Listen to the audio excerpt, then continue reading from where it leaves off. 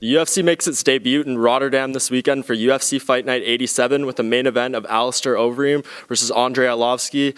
We're going to preview this event. I am Mike Bohn of MMA Junkie. This is John Gooden of the UFC. John, we've been in Rotterdam for a few days now. You've obviously, are European, have, experienced a lot of different cities in the European market. What are your initial impressions on Rotterdam, and what are you expecting on Sunday night with this event? Initially, it's T-shirt weather, and I didn't expect that in Europe. We don't often get that in this side of the continent, but it's looking like things are building very nicely. There is a long history of kickboxing in this part of the world, in the Netherlands, and it's nice to see that that is now developed to mixed martial arts. Great place for the UFC to come, and we've got a fantastic headliner. Of course, and I think when this event was announced, Alistair Overeem being in the main event was an absolute no-brainer. It was just a question of who was he going to fight, and we saw this fight come together with Andrei Arlovski, and it's one of the more interesting storylines, teammate versus teammate, but neither of these guys really wants to talk too much about it. They kind of say, we're not friends. They dismiss it pretty clearly, but it's a very unique situation. I know Alistair was saying at the media day that I've fought training partners, friends before in kickboxing and grappling and everything, but this is obviously a different dynamic. We've seen how the coaches have been split up at the gym. Greg Jackson has said, I'm losing sleep at night over this. It's just a whole thing that it seems to be really tearing the gym apart in some ways. Yeah. More tension seems to be coming from Andrei's side than Alistair's, but how do you think that affects the fight, or at all? I mean, do you think these guys know each other better than they're leading on? Do you think Greg Jackson and Mike Winkeljohn are giving Andrei tips on how to win this fight? What do you make of this whole thing? Well, it's not contrived. Yeah. This is brutally honest. Alistair is very different to Andrei, and I think that's both a cultural thing and their current mindset. Excuse me. So Alistair is very laid back, and he's kind of like, it is what it is. As you said, he's fought teammates before. They're top of the chain. If you want to go further, you're going to come across this kind of thing. Whereas Andrei, man, when I've sat opposite him, I've been afraid to ask the questions because you just don't know what kind of reaction you're going to get. And he's very quickly shut me down when it's come to talking about the personal aspects. He's upset that it's not only him that's been put in this position, but the team, the coaches, his teammates. Now it's kind of caused this issue in the gym, which I think was more problematic early doors in this when this was announced and what it is now. Then people are a bit more used to it. Alice has taken stuff away from the Jackson Wink gym itself, geographically somewhere else, which has taken the heat off. But man, it makes for a fascinating setup. But why is it always sort of Jackson Wink who come across this? They had it with Condit GSP, they had it with Evans and Jones as well, but at least it's not uncharted territory for them. They have some experience of how to deal with it. Yeah, and they were close to having it with Holly Holm and Sarah Kaufman when they were nearly booked against each other too. So yeah, I know that Greg says we have our protocols in place, but this one just seems very strange, and it's just altogether kind of an interesting booking because we saw what happened to Andrei in his last fight, was beaten pretty quickly by Stipe Miocic. Alistair is on, finally got that run going in the UFC, a nice 3-fight winning streak, coming off that huge knockout of Junior Dos Santos in a fight people were talking about forever happening, and he went in there and he delivered. So are you surprised this fight was even booked together, because where these guys are in the division, one on a streak, one coming off a loss?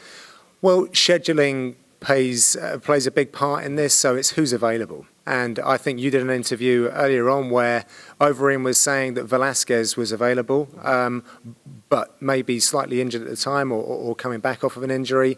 So it was between him and Andrei. And, it makes sense. It's a European fixture as well. Mm-hmm. So nice to have Arlovski back here on European turf. He's going to get booed, which is a shame, him coming to Europe in that way. He's such a legend. But so is Alistair in these parts. It's interesting, but it's still a great matchup. They're still top of the tree. It absolutely makes sense. And in heavyweights, you just don't know what's going to happen. Yeah, and do you think the winner of this gets the title shot, or does it depend on who wins? Because, of course, it's good timing with next weekend, UFC 198. Stipe Miocic is going to challenge Fabricio Verdum for the title. If Alistair wins, he seems like the shoo-in of a choice. But Andrei, in that sense, it's the biggest opportunity of his life because he lost that fight to Stipe, but he can get right back in that spot. So, first of all, do you think that the winner will get a title shot? And second of all, who do you think is going to win this fight? Interesting one. So I did a report for Fox in Croatia, and the theme of that was, what an exciting time. This sort of spring, summer. You've got all of the top 10, apart from Josh Barnett, I think. Mm-hmm. Everyone's fighting. So really it's styles. The style in which you win is a massive factor. If you blow through your competition, and you come out looking amazing like Mark Hunt did, he kind of set the tone, then you're rising even quicker. So I think it depends on whoever, the fashion in which this is won. If Andre blows over him out the water, my God, then we're talking about him in a different way than if he wins by decision. We shall see. But Junior fought a fantastic fight in Croatia, so for me, he's right back in there as well. Interesting. And moving on to the co-main event, it's another heavyweight fight. Two guys who, in very interesting spots. Antonio Bigfoot Silva fighting Stefan Struve. Silva, he's been on a rough skid of late. I think he's won only one out of his past six. Law knockout losses on his record. The same thing with Struve. What do you think of this fight? Because I know even back after UFC 190, I believe, Struve said something about this fight, and the timing just didn't work out. He wanted it on the Japan card. It didn't come together. But do you think this is the right fight to make for these guys at this point in their career? Yeah, I like it. They're big names, they're marquee names, and there's some similar aspects about where they're at in their career. So 2013 for Struve and his health problems, Bigfoot in 2014 with his health problems. So they've trodden similar boards in that way. Sure. They're not coming in with massive momentum, and they both have a point to prove. So I think that makes it interesting enough for me, and they're both big dudes. Blackzilians versus American top team as well. Antonio was kind of playing on that a little bit more than what Stefan was. He was like not interested. Right. But yes, the tone of both of those fighters is pretty relaxed. I'm really enjoying what I'm hearing from Stefan though this camp. He sounds very motivated. Yeah. And do you think you can target one guy over the other who maybe this is more important for at this point in their career? Because Stefan, I think there's a 9-year or so age difference between these two guys. But Stefan, he's been through his health issues and everything. He already has suffered a lot of damage in his career. Do you think another loss is maybe a setback that might see him leave the UFC? Do you think a loss for Bigfoot could be the one that, maybe forces him to decide to call it quits on his career? Anything like that? Do you feel the stakes are that high for this fight? Well, you can't help but see that Bigfoot's had a very storied career. So we've seen what he can achieve, and we've seen his progress and what we can get from him. We were talking off camera about how young Stefan Struve is. Have we seen him realise his potential? So if he stutters again here, mentally, how does he recover? Because he thinks he's making all of the right adjustments and building towards a longer, more successful career to get right back in the mix.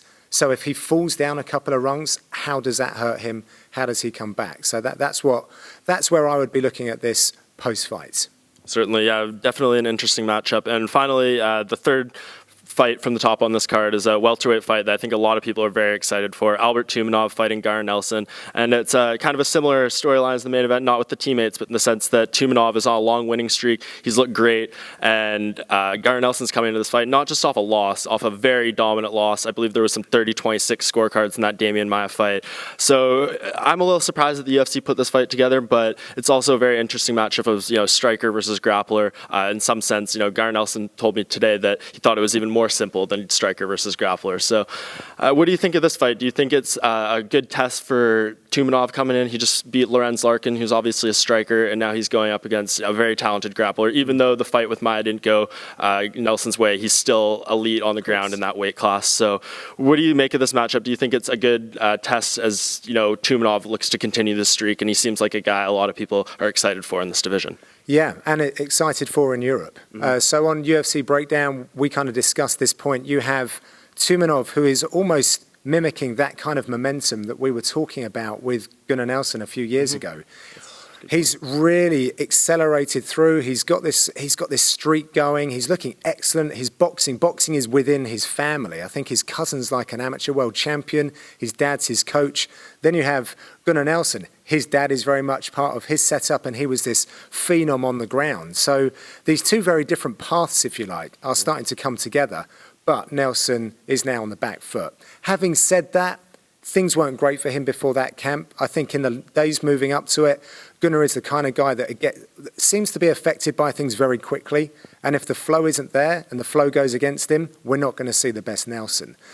And he was against Maia. And Maia is unbelievable. So do we read much into that? Well, we have to, because it's the UFC and the highest level.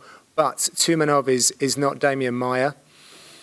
It's an interesting one, and I do think it is a striker grappler. We haven't seen Tumanov tested to that level of grappling that Gunnar brings. So I like the matchup, and I think we could see the shift really change here. Yeah, and we know with wins, losses, the train keeps rolling. But do you feel like Nelson is has the more pressure going into him on this fight? Because, like you said, he was in this position Tumanov seems to be a few years ago. He was absolutely rolling, and to go into to now lose 2 straight, and I believe it would be 3 of 4 overall. I think that would hurt the stock of people who said that this guy is probably a future title contender. So do you feel like Nelson has more pressure going into this fight? Would you ever know? You would not. He would not. We can speculate, but I'm not sure. He has such a great poker face, doesn't he? So, yeah, you can't help it. Martial arts is such a big part of Gunnar Nelson's life that I can't agree with people when they say they don't feel the pressure. I don't know, but that's just me. Sure. Surely it has to be on his mind, but I know that he is a martial artist through and through, and there's no question of where he's going. He's here to stay. He's going to do what he wants to do, and that's just keep evolving his game. Awesome. Yeah, really looking forward to that fight. And just final thing, for a European card, I think this is awesome top to bottom. Lots of really good fights. Is there any other matchup out of those top 3, one fighter that you're really excited to see? I like Rustam Habilov coming back. I think it's a quick turnaround for him. I think he was trying to avoid Ramadan, so that's a good fight for him against Chris Wade. I haven't spoken with Chris yet, but he looks awesome. I think he's on a 6-fight streak. Yep. Very tricky striker with a wrestling background. Germaine Randami versus Anna Elmos is an intriguing matchup. Very powerful debut fighter in Anna versus Germaine, who is probably the most decorated Muay Thai kickboxer we have in the UFC. So, yeah, plenty to choose from. Neil Seery, Kyoji Horiguchi. Neil Seery, the working man's hero. Yeah, Horiguchi, though, has challenged for the title. It's a big ask of Seery, but I think Seery has the right mindset and outlook on this game to park all of that underdog stuff aside and just go out there and represent and see what he can do. Yeah, and there's obviously a lot of Irish media here. They're very excited about Syria. His potential opportunity. I believe he's 37 years old. This seems like if it's going to be the one for him to, really get over that hump, this is going to be the fight. But Horiguchi obviously looked phenomenal in his last fight in Japan. Now training at American Top Team. He really seems to be. You don't see a Japanese fighter making that move very often. Yeah. So I'm very interested to see how that turns out for him. But thank you very much for the time, John, and looking at this event. You can check out all our coverage on MMAJunkie.com pre and post fight. Thank you so much for watching.